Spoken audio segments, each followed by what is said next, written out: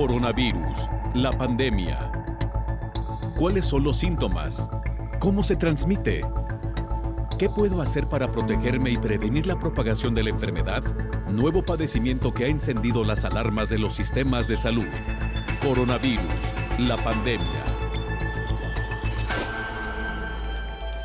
¿Cómo le va? Bienvenido a este programa especial de Coronavirus, la pandemia. Le recordamos que este programa es una producción de la Universidad de Guadalajara que se transmite desde el foro de Canal 44, la señal de todos, y que llega a México y América Latina gracias a la señal de las televisoras públicas que se suman a esta emisión. Saludamos con gusto también a nuestra audiencia en Radio Universidad de Guadalajara y les invitamos para que se queden con nosotros a lo largo de la siguiente hora. 30 de abril, Día del Niño. En esta fecha se conmemora a los más pequeños en México y en varios países también de América Latina. Es por ello que hoy hemos querido dedicar nuestro programa a este sector de la población que no la ha tenido nada fácil en medio de esta pandemia de COVID-19. Numerosos son los casos de estrés, de ansiedad, de depresión que se han registrado entre la población infantil debido principalmente a las largas jornadas de encierro que han tenido que vivir en medio de esta pandemia. Especialistas advierten que las y los niños ya presentan diversas conductas y afecciones mentales como la depresión y la ansiedad en medio de esta pandemia.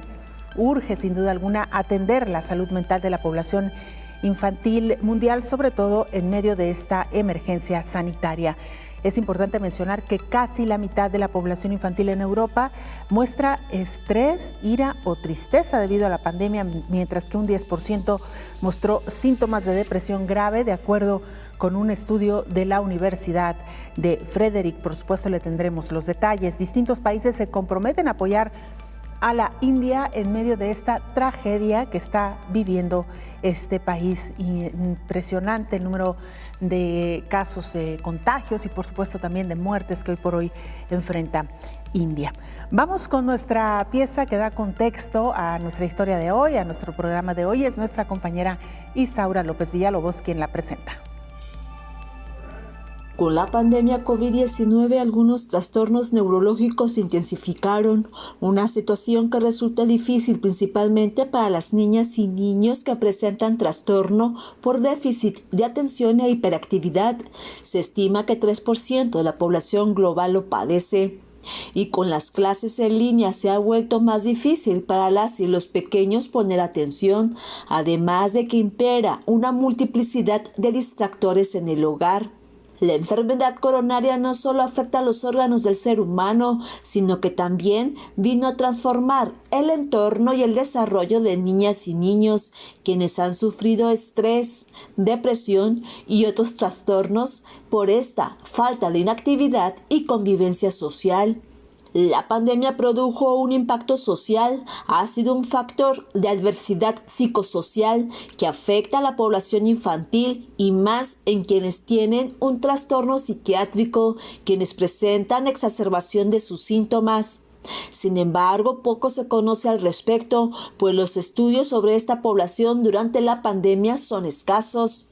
Un estudio internacional muestra que el trastorno por déficit de atención e hiperactividad, el trastorno del espectro autista, la discapacidad intelectual, el trastorno de ansiedad, el trastorno obsesivo-compulsivo y el trastorno por estrés postraumático con la pandemia y el confinamiento puede causar mayor exacerbación de los síntomas de un trastorno mental previo. En estos trastornos, al estar en el contexto de desastres sanitarios, se señala que el estrés postraumático es 4 veces más alto en las niñas y niños que habían sido puestos en cuarentena respecto de los que no fueron confinados. Un estudio muestra también que los adolescentes tienen más dificultad en cumplir con las normas de la cuarentena y más probabilidad de romperla.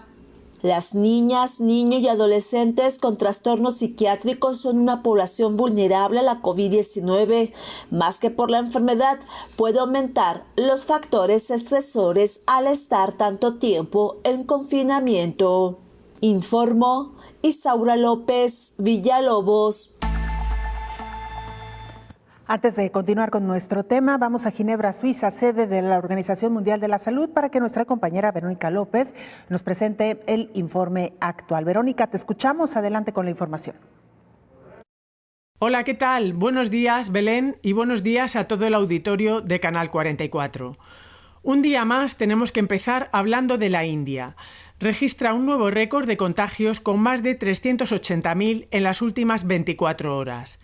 Ya son 18,7 millones de personas infectadas en el país asiático desde el inicio de la pandemia. Es la segunda nación más damnificada en términos absolutos, solo por detrás de Estados Unidos, que acumula 32,2 millones de contagios. La tasa de positividad ha aumentado hasta el 21%, mientras que hace tan solo un mes se situaba por debajo del 6%. Es un dato muy preocupante si tenemos en cuenta que la Organización Mundial de la Salud considera que la pandemia está bajo control si la tasa de positividad está por debajo del umbral del 5%. La esperanza es la vacunación, pero el ritmo es más lento del esperado. Hasta el momento se han administrado 152 millones de dosis, mientras la ayuda internacional trata de aliviar la crisis de oxígeno y medicamentos con la llegada diaria de suministros procedentes de más de 40 países, entre ellos Estados Unidos, que ha proporcionado botellas de oxígeno y equipamiento de diagnóstico rápido. La OMS mantiene cautela ante la variante india del virus que está siendo investigada. Incluye mutaciones asociadas a una mayor transmisión. Más de 10 países europeos han registrado ya casos dentro de sus fronteras y algunos han introducido restricciones de viajes con la India. Pero la COVID-19 avanza por todo el planeta y supera los 150 millones de personas infectadas. Los fallecidos en todo el mundo son más de 3,1 millones. Los contagios caen en Europa y en América preocupa sobre todo Brasil, que ha superado la barrera de las 400.000 muertes, con los hospitales aún en una situación crítica. Solo Estados Unidos, con cerca de 570.000 fallecimientos, ha rebasado esa marca. Reportó desde Europa Verónica López para el programa Coronavirus, la pandemia. Muchas gracias, Verónica López, por esta información que nos llega desde Ginebra, Suiza. Ya lo decía en su informe, la Organización Mundial de la Salud está muy preocupada respecto a lo que está ocurriendo en India. Por cierto, este país ya comienza a recibir ayuda internacional. Distintos países se comprometieron a apoyar a la India en la crisis que está enfrentando por COVID, luego de que el mundo quedó como testigo de las desgarradoras imágenes por el impacto del virus SARS-CoV-2. Estados Unidos entregaría suministros por un monto que rebasa los 100 millones durante los próximos días. El gobierno mexicano informó que cederá las vacunas de AstraZeneca que fueron contratadas en ese país. Por otra parte, la Organización Mundial de la Salud está apoyando para instalar hospitales móviles, además de laboratorios. Un equipo de 2.600 oficiales del organismo internacional apoyarán en campo. Además, habrá suministro de concentradores de oxígeno y plantas generadoras de oxígeno. La situación en India es un recordatorio de que esto no se acaba todavía, advirtió el secretario de Salud británico, Matt Hancock. Y trabajamos durante el fin de semana para armar nuestro primer paquete de soporte, ventiladores y concentradores de oxígeno. Más suministros llegarán a finales de esta semana.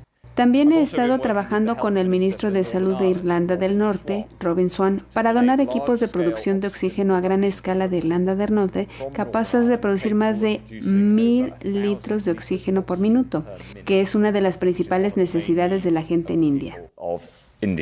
Sin embargo, Reino Unido no tiene dosis extra para enviar. Apoyamos a la India con lo que podemos. No tenemos dosis excesivas de vacuna en el Reino Unido en este momento, pero lo que hemos hecho es proporcionar la vacuna Oxford AstraZeneca al costo, y en colaboración con el Instituto Serum de India, están fabricando y produciendo más dosis de la vacuna que cualquier otra organización. Y obviamente eso significa que pueden proporcionar vacunas a las personas en la India al costo. Por otra parte, el Instituto Serum dio a conocer que como gesto filantrópico se reduce el precio de 400 a 300 rupias de la vacuna por dosis con efecto inmediato, lo cual ahorraría miles de millones de fondos estatales, lo cual salvaría innumerables vidas, informó Elizabeth Ortiz. Por lo menos 40 países se han inscrito ya para apoyar a India en esta tragedia por la que atraviesa. La India recibirá en los próximos días equipos de oxígeno y medicamentos de más de 40 países, como parte del compromiso internacional para ayudar a hacer frente a la segunda ola de coronavirus que vive el país. Por el momento ya ha recibido respiradores y concentradores de oxígeno por parte del Reino Unido y espera remesas de productos farmacéuticos y toneladas de oxígeno líquido. Desde la India apuntan que está prevista la instalación de cerca de 550 plantas generadoras de oxígeno que vendrán de diferentes partes del mundo para poder suplir la demanda actual. Pese a que el país es productor de medicamentos como Remdesivir y Tocilizumab, los hospitales precisan con urgencia más dosis de ambos antivirales para tratar a los pacientes más severos con coronavirus. La situación en India, donde se producen los biológicos de AstraZeneca, influirá en el retraso de la entrega de las vacunas contra COVID-19 a través del mecanismo COVAX. La Organización Panamericana de la Salud exhortó a los países de América Latina a impulsar un acuerdo global que con nuevas reglas garantice la distribución equitativa de las vacunas contra COVID-19, lo cual no se ha logrado hasta el momento. Ante la postura que en días pasados manifestó el secretario de Relaciones Exteriores, Marcelo Ebrard, en torno a que el mecanismo COVAX está muy lejos de alcanzar los objetivos que llevaron a su conformación para garantizar que naciones con menos desarrollo tuvieran acceso a los biológicos, Jarbas Barbosa, subdirector de la Organización Panamericana de la Salud, enfatizó que el nuevo acuerdo debe lograrse de inmediato, de lo contrario, la inequidad continuará. Jarbas Barbosa añadió que otro factor que influirá en el retraso de la entrega de las vacunas contra COVID-19 a través del mecanismo COVAX es la situación que atraviesa India, donde se producen los biológicos de AstraZeneca. Por lo anterior, dijo, la Organización Panamericana de la Salud trabaja para apoyar el proceso de inmunización en ese país y también para lograr convenios con naciones desarrolladas para que donen vacunas a la región de las Américas. El mecanismo COVAX en este momento tiene la producción de AstraZeneca en 2 sitios de producción.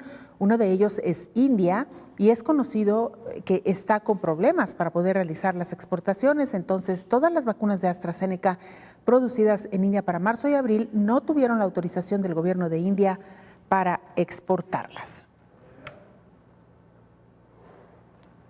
Y el Europarlamento respalda la propuesta de crear un certificado en la Unión Europea de COVID-19 para viajar libremente por la región. La libre circulación sin discriminación en Europa durante la pandemia está cada vez más cerca. El Parlamento Europeo ha respaldado la propuesta de crear un certificado UE COVID-19, un documento en formato digital o en papel que indicará que quien lo posee ha sido vacunado contra el coronavirus, cuenta con un test negativo reciente o ya ha superado la enfermedad. Así se facilitarían los viajes al extranjero sin tener que pasar una cuarentena o realizarse otro test. El certificado está limitado a 12 meses y en ningún caso podrá utilizarse como documento de viaje ni convertirse en condición necesaria para la libre circulación, según han subrayado los eurodiputados. También aseguran que la información que contiene no será almacenada en base a la protección de datos. El funcionamiento de este certificado UE COVID-19, en lugar del certificado verde digital que proponía la Comisión Europea, deberá negociarse ahora con los gobiernos nacionales. El Parlamento y el Consejo Europeos iniciarán ya las conversaciones con el objetivo de lograr un acuerdo antes del inicio de la temporada turística de verano. Hacemos una pausa brevísima, regresamos con más información.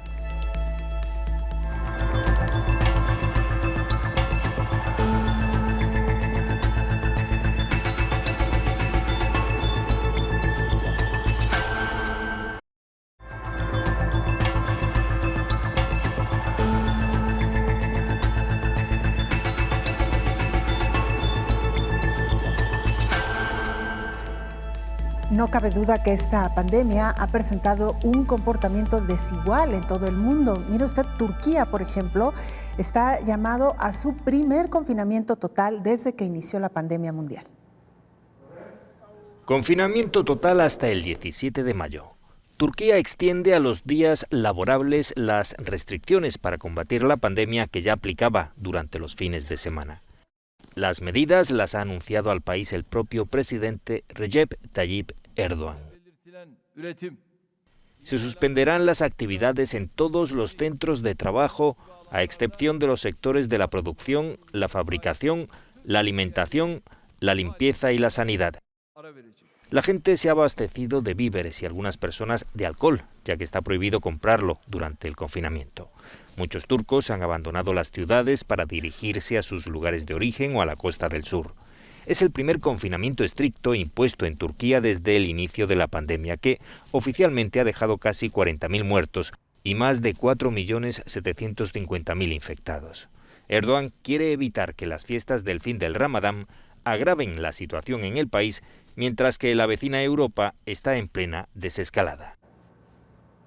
Nos han preguntado con cierta frecuencia si deberíamos de preocuparnos o no por los casos de miocarditis que se han registrado con la aplicación de la segunda dosis de la vacuna de Pfizer en BioNTech. Tras detectar esta posible reacción adversa por primera vez en España, se han identificado situaciones parecidas en otros países como Estados Unidos o Qatar. También en Israel, donde el Ministerio de Salud ha iniciado ya una investigación para conocer más sobre la supuesta relación causal entre el inyectable de esta farmacéutica y la afección cardíaca. De momento, la tasa de incidencia es muy pequeña, así lo asegura la compañía responsable de la vacuna y también expertos. En España se ha dado un único caso y llevamos más de 1 millón de vacunas de Pfizer puestas, dijo Alberto García, portavoz de la Sociedad Española de Cardiología. Recordar que la miocarditis es la inflamación del músculo del corazón y resulta muy frecuente en los periodos de circulación epidémica de virus respiratorios comunes. Lo que ocurre es que en algunas personas la respuesta inmunitaria al virus hace que se produzca un exceso de actividad inmune que puede afectar al corazón, argumenta el especialista. En la mayor parte de los casos esto pasa desapercibido y el paciente ni siquiera se percata.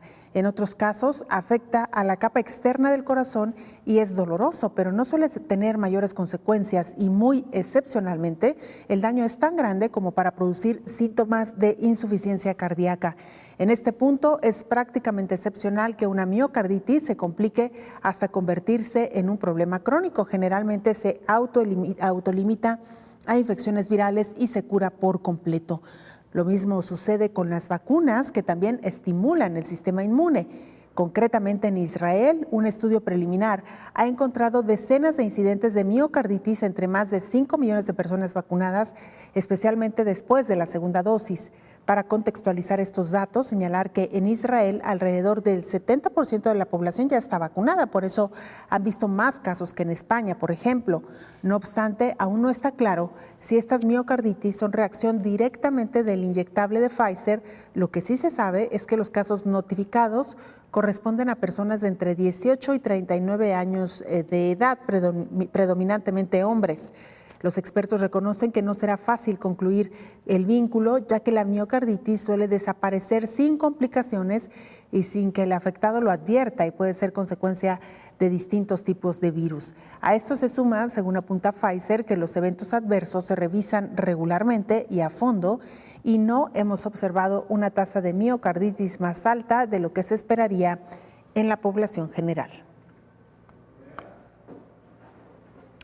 En México esta cifra preocupa y sobre todo pues nos muestra también cómo los diferentes grupos poblacionales han sido vulnerables ante esta pandemia de COVID-19. Se estima que en México han perdido la vida 600 menores de edad a causa del virus del SARS-CoV-2.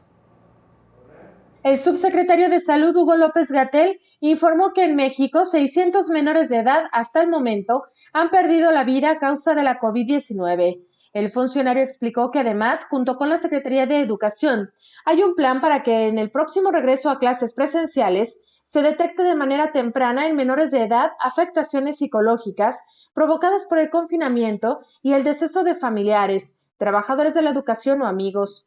El objetivo es que la apertura de escuelas se cuente con los mecanismos de detección de problemas y de transferencia a los servicios de salud mental en la población infantil.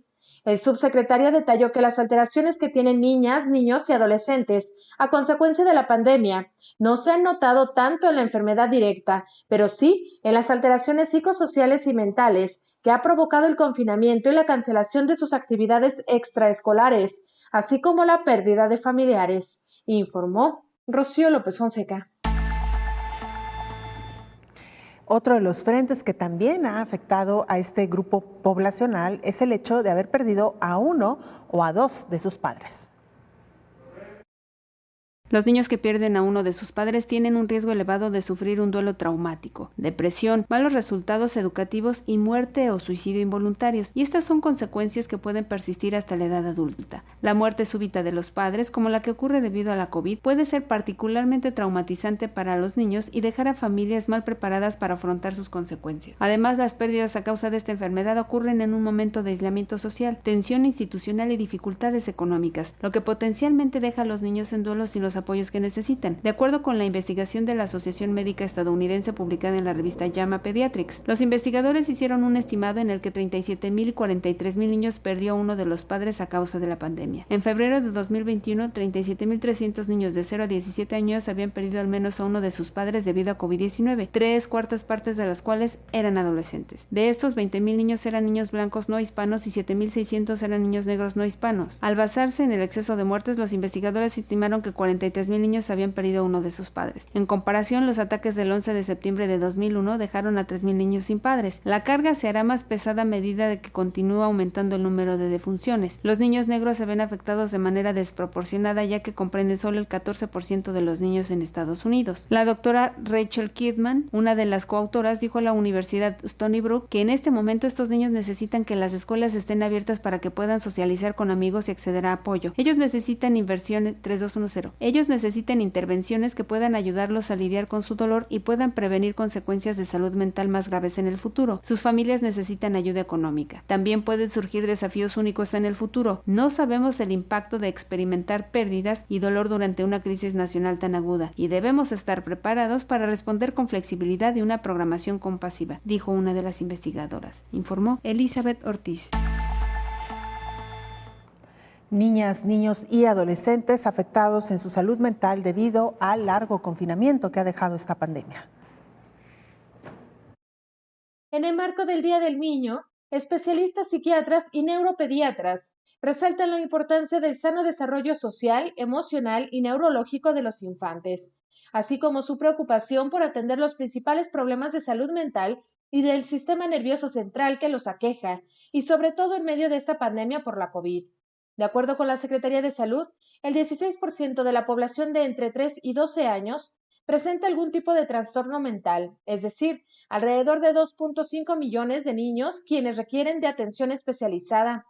La pseudopsiquiatra Gabriela Cortés explica que ante el inminente regreso a clases en algunos países, los niños y adolescentes podrían estar sufriendo ahora otra razón más de estrés. O sea, la recomendación para los papás primero es reconocer sus propias emociones y hacerle ver al niño y a la niña que lo que sienten es válido, ¿no? Que es natural que puedan sentirse angustiados y que es importante, y para ellos es importante saber a qué se debe su angustia. Puede ser que se sienten atrasados en la escuela y que a lo mejor no van a estar al corriente, o han estado tanto tiempo en casa que puede ser que sientan que ahora no van a encajar, o que teman, ¿no? Que se enferme alguien en casa si ellos salen, o que si pasó algo, que falleció alguien de la familia, el pensar en hablar, que tengan que hablar del tema, etcétera. Entonces, lo primero que recomendaría es que les ayudemos a las niñas y los niños a reconocer sus emociones partiendo de nosotros adultos, hablar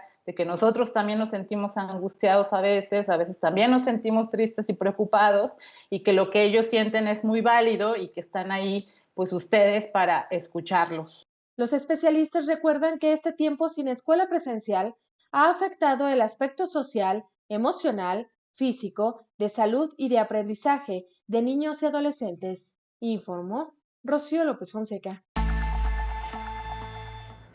Saludamos en esta mesa de trabajo al infectólogo Héctor Raúl Pérez Gómez. Doctor, bienvenido. Gracias por acompañarnos. Belén. Buen día. Igualmente, doctor, hoy en una fecha muy especial para México y también para algunos otros países, 30 de abril, Día del Niño y de la Niña, y en este contexto hoy quisimos dedicar este programa a este sector poblacional que vaya que lo ha pasado bastante mal en este más de un año de confinamiento, doctor. Indudablemente, Belén. Hemos estado escuchando algunas de las notas informativas de nuestras compañeras Elizabeth, Rocío, y afectaciones en el plano de lo emocional, en el plano psicológico, afectaciones evidentemente a la salud física cuando se ha padecido COVID-19 en estos pequeños, 600 fallecimientos en México de menores a lo largo de la pandemia, y por otro lado el impacto que ha tenido la pandemia en el desempeño escolar. Creo que son las principales afectaciones que han vivido los pequeños. Creo que la mayor de ellas ha sido precisamente el impacto a la esfera emocional. Los niños han dejado de convivir con sus amiguitas, amiguitos, los niños han dejado de convivir con sus profesores, han estado en casa recibiendo clases, frecuentemente sin la misma dinámica, bueno, habitualmente sin la misma dinámica y particularmente sin socializar suficientemente, que como hemos comentado en diversos momentos, la socialización en esas etapas de la vida es fundamental para la formación integral. Entonces, qué lamentable, han sido uno de los grupos con mayor afectación a lo largo de la pandemia. Muy bien, doctor. Vamos a regresar, por supuesto, con más del tema, si nos lo permite, después de la siguiente pausa. Volvemos.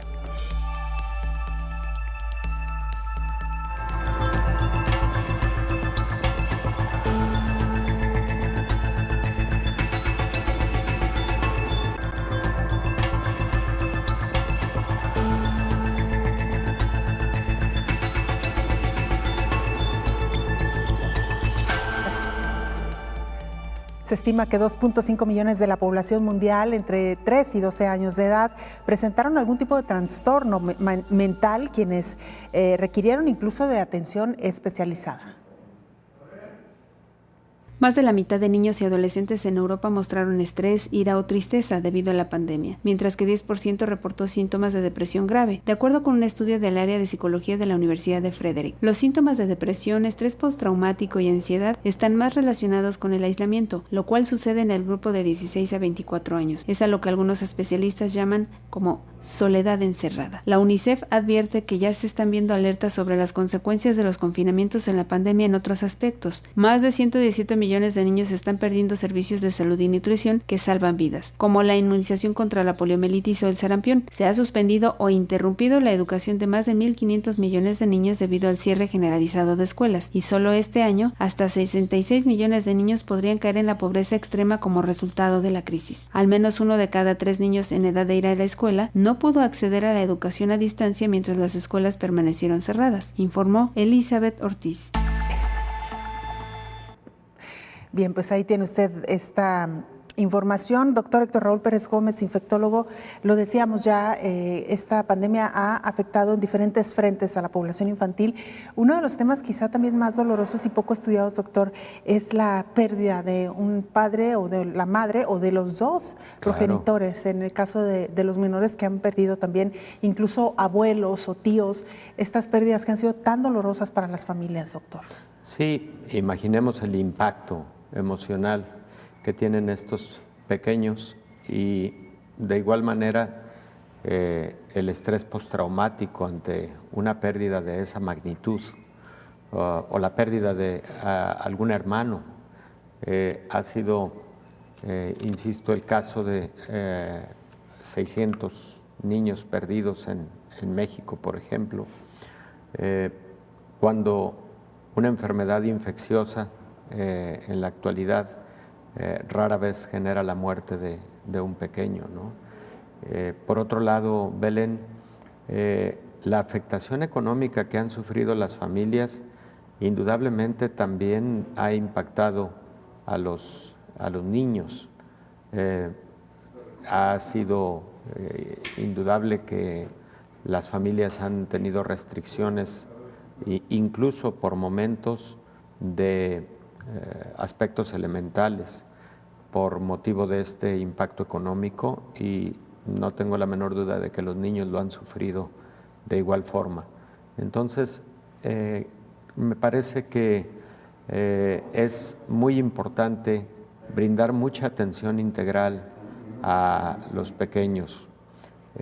probablemente se ha exacerbado en donde existe la violencia intrafamiliar, y ese es otro punto que ha afectado a los niños y también comúnmente a las mujeres, porque son los grupos más vulnerables o particularmente los grupos a quienes más se afecta con la violencia intrafamiliar. Y por otro lado, Belén, en el caso de la enfermedad, aunque sabemos que se comporta con menos gravedad en los niños, pues creo que ya es urgente el que aparezcan las publicaciones que den pauta a que se aperture la vacunación a niños y adolescentes. Esto está por ocurrir. Creo que en menos de un mes aparecerán las publicaciones relativas a estudios que han incluido alrededor de 5,000 niños en los ensayos clínicos de fase 3 de entre los 10 y los 15 años de edad. Y esperemos que en cuanto las publicaciones demuestren eficacia y seguridad, se extienda la vacunación también a este grupo de edad. ¿Será, aprovechando el comentario, doctor, será una vacuna a la que ya tengamos que incorporar a los esquemas de vacunación, incluso de los menores? ¿Usted así lo percibe? Podría ser, así como lo comentamos para los adultos ayer, en el sentido de que algunas farmacéuticas como Pfizer están empezando a sugerir una revacunación, una tercera, a partir de los 9 meses a un año, y que esto podría tener esa periodicidad, podría entonces también esto ser válido para la población infantil. Que entre ya dentro del esquema de vacunación habitual. Claro. Doctor, y esto nos lleva también a pensar en cómo estas generaciones, incluso la generación pandemia, que ya le llaman, ¿no?, la generación pandemia de COVID-19, cómo enfrentarán en un futuro todas estas enfermedades, y también cómo han aprendido ya una manera distinta de comportarse, sobre todo en los espacios públicos, en los espacios abiertos, doctor. Sí, Belén. Indudablemente va a cambiar la forma de convivencia a partir de estas nuevas generaciones. Y algo que me parece importante comentar es que la historia nos ha enseñado que los niños se concientizan de manera más sólida con respecto a la responsabilidad social.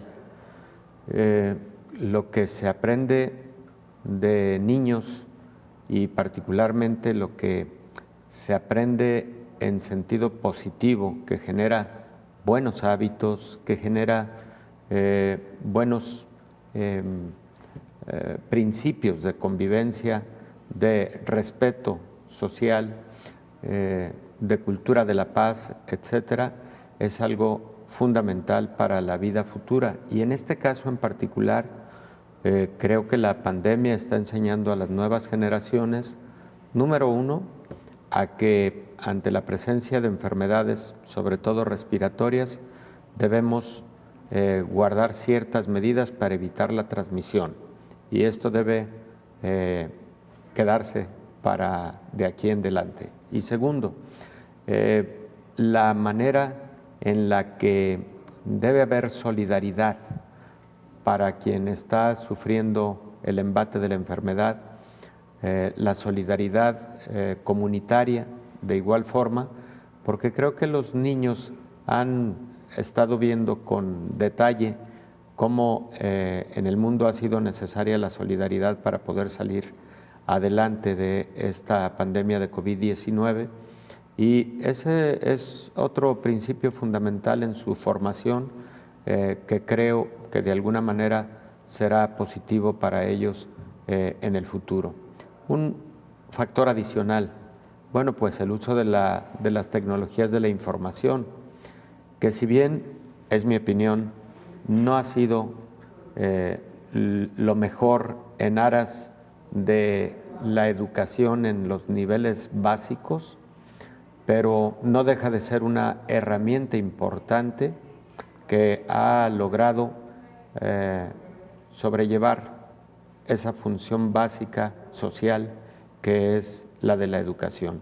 Entonces, se tienen que perfeccionar indudablemente aspectos técnicos de estas tecnologías de la información para que en el futuro la utilización, aunque no de forma cotidiana, pero sí siga ayudando, complementando muchos de los aspectos educativos presenciales.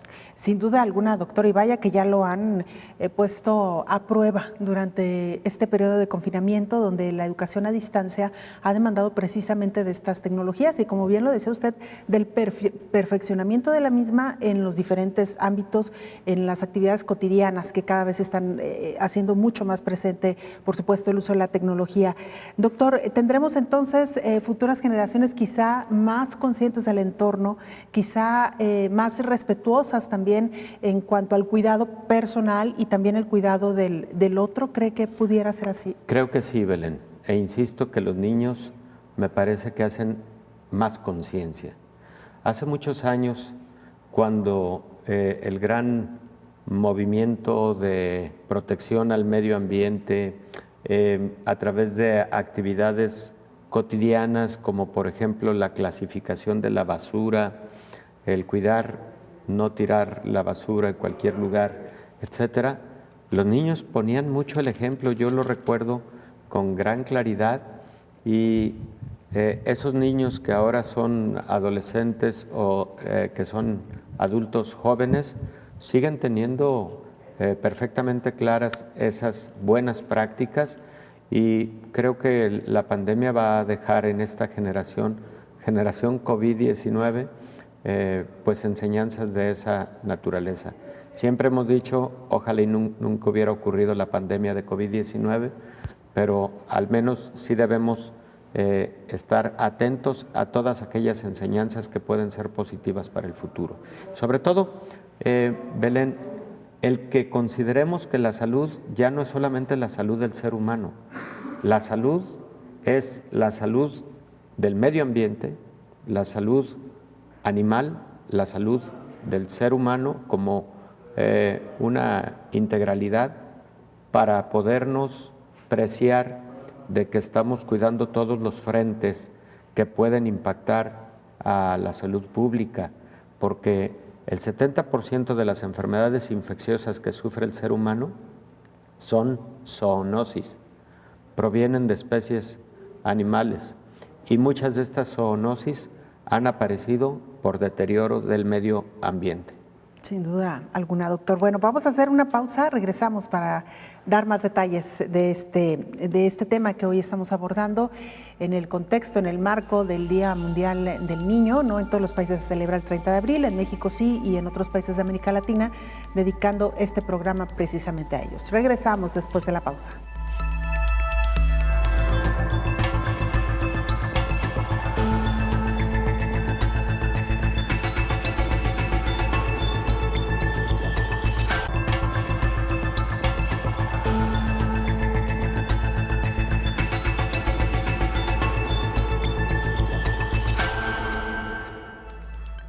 Se lo decíamos, ya se estima que 2.5 millones de la población mundial entre 3 y 12 años presentan algún tipo de trastorno mental.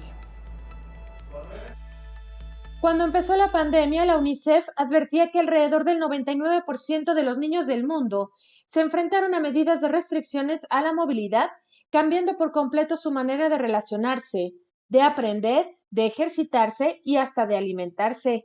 Especialistas explican que los niños están presentando diversas conductas y afecciones mentales como la depresión, ansiedad y estrés. Detalla la tanatóloga infantil, Alicia Hernández. Muchos pequeños que van de los 2 a los 11 años, pues han vivido prácticamente las 24 horas dentro del hogar el último año. Algunos de ellos tuvieron que cambiar su modo de vida completamente. Hemos visto reacciones diferentes como estrés agudo, algunos desajustes emocionales. A otros pequeños les ha costado más trabajo ir a dormir solos, otros tienen tics nerviosos, miedos, otros pequeñitos han estado más irritables, otros emocionalmente hipersensibles. También nos han comentado los papás que algunos niños pues se han hecho pipí y no alcanzan a llegar al baño. Es decir, han estado viviendo una situación crucial, distinta, desconocida para los adultos, cuanto más para los pequeños, que los sacamos de la escuela, de los parques, de la convivencia cotidiana en las banquetas, sus fiestas infantiles, todo lo que ellos conocían como distracción. Y la tanatóloga infantil ofrece algunas recomendaciones para mejorar la salud mental de los más pequeños del hogar. Hay que estructurar nuestros días con rutinas, no hay que dejarlo todo como abierto, sino también esto es importante y esencial para darles seguridad, sobre todo darles mucho afecto mediante el contacto físico, los besos y los abrazos.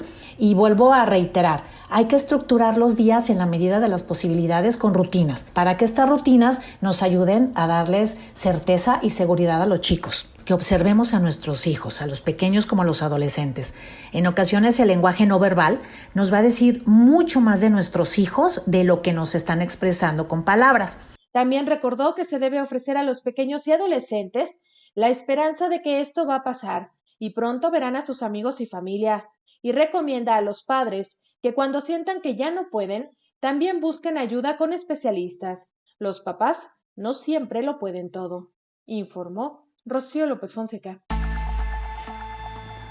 Vamos a Colombia con nuestro compañero Alfredo Durán, periodista del canal TROM. Alfredo, te saludamos y escuchamos la información. Adelante. ¿Qué tal? Un saludo muy especial desde Colombia. Iniciamos con toda la información sanitaria en materia del coronavirus, porque en esta parte del mundo el virus no da tregua y por el contrario, la cifra se sigue elevando y lo que genera la preocupación de las autoridades. En las últimas horas se registraron 17.000 nuevos casos de COVID-19. Para un total, Colombia hoy está en 2.841.000 personas que han contraído el COVID-19 en más de los 365 días que ya llevamos de pandemia, de los cuales 2.650.000 personas se han recuperado satisfactoriamente. Eso quiere decir que hoy en el país hay cerca de 109.000 casos activos, una cifra que se ha venido elevando y que hemos venido registrando nosotros en las últimas semanas. Cabe recordar que hace 4 o 3 semanas atrás estábamos sobre los 7.000 a los 8.000 casos. Hoy esta cifra ya llega a los 17.000 semanal, lo que sigue generando una preocupación y una alerta en medio de este tercer pico de la pandemia que hoy ya se vive en varias partes del territorio nacional.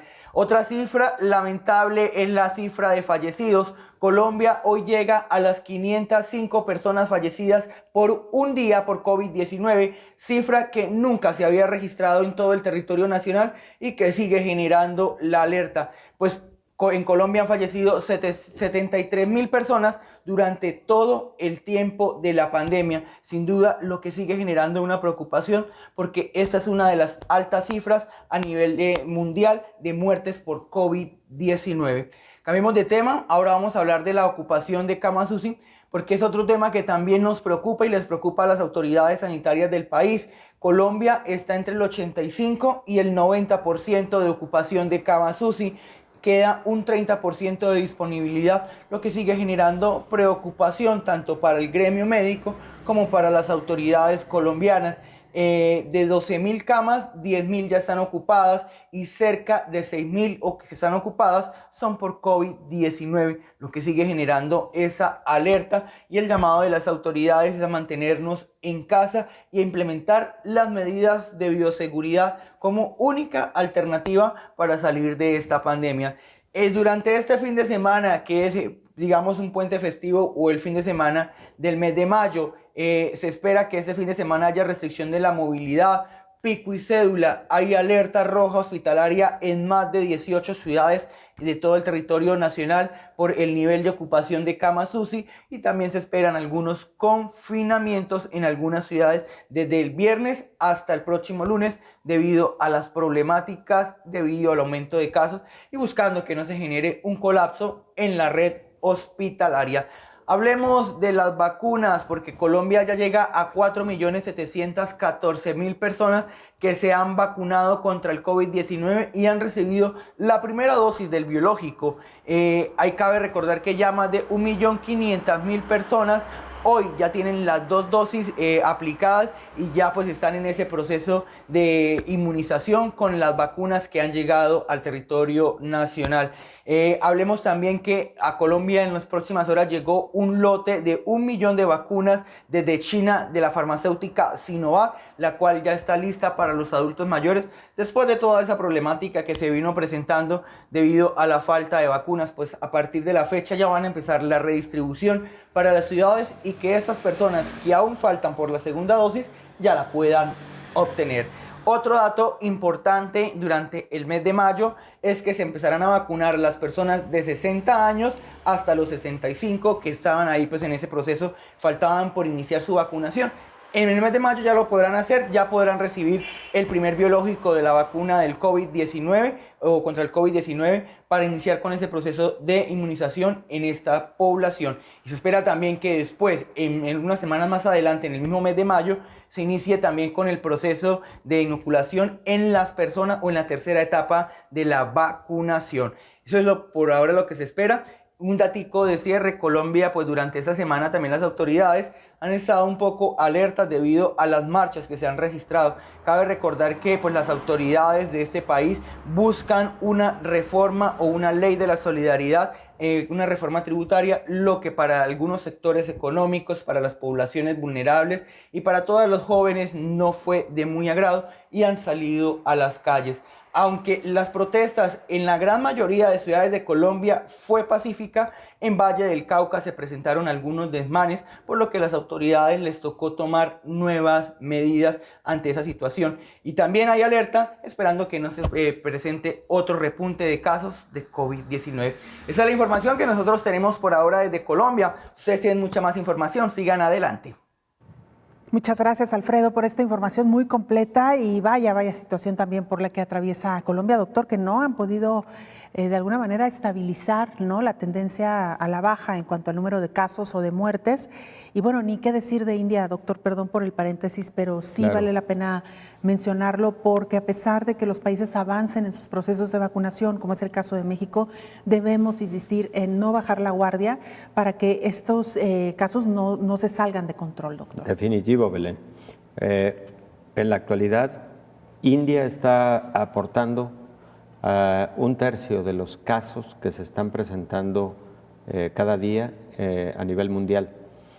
Llegamos a una cifra récord hace 2 o 3 días de 880,000 casos nuevos en un solo día y de estos el 30% fueron procedentes de la India. Entonces es el tamaño del grave problema que está viviendo la India. Y bueno, en América Latina también países como Brasil, como Colombia, como Chile, que están teniendo nuevos repuntes de la enfermedad, y el caso de Turquía en Medio Oriente, sí, Belén, que acaba de entrar a confinamiento precisamente por en el caso de ellos es como un primer pico de la pandemia.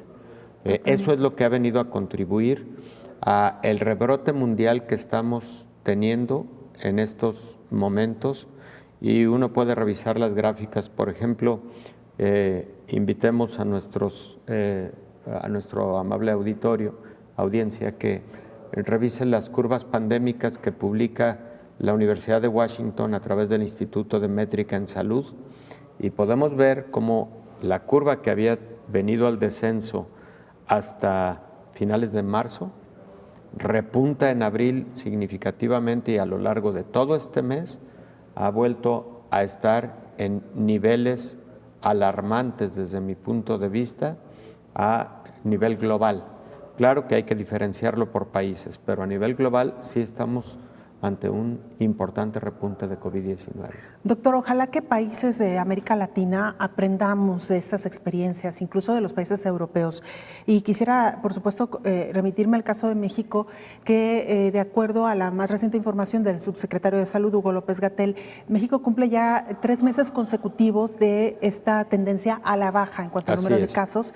Se han incluso empezado a desmontar ya algunos hospitales que se habían habilitado para atender a pacientes con COVID-19 y ojalá, en medio, claro, de un proceso de vacunación lento, pero digamos que continuo, constante. Ojalá, doctor, que realmente no nos confiemos, que no bajemos la guardia y que esperemos a que realmente la población en general esté vacunada para entonces sí poder pasar a una segunda etapa. Esperemos que así ocurra, Belén, y que la curva pandémica siga en tendencia a la baja. Venía a la baja con un buen ritmo. Hace unas 3 semanas se ha estacionado, Belén. Esperemos que vuelva a tener progresivo descenso.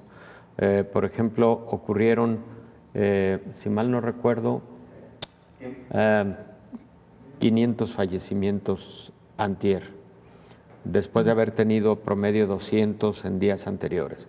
Bueno, que sea tendencia, ojalá, y que sea tendencia hacia la baja y que no tengamos necesidad de volver a hacer reconversión hospitalaria. Así es, muchos de las personas que nos ven, nos escuchan, seguramente ya recibieron su primer dosis de vacuna, quizá ya el esquema completo, quizá algunos la vacuna de una sola dosis. La recomendación es seguir utilizando el cubrebocas, seguir manteniendo la sana distancia, el uso de gel, evitar los espacios concurridos, las mismas medidas que hemos tomado a lo largo de la pandemia, porque esto todavía no se termina. Efectivamente, Belén. Doctor, muchísimas gracias. Buen fin de semana. A ti, Belén, gracias por la invitación siempre. Gracias, doctor. El doctor Héctor Raúl Pérez Gómez, infectólogo. Nos vamos. Gracias por habernos acompañado. Coronavirus, la pandemia.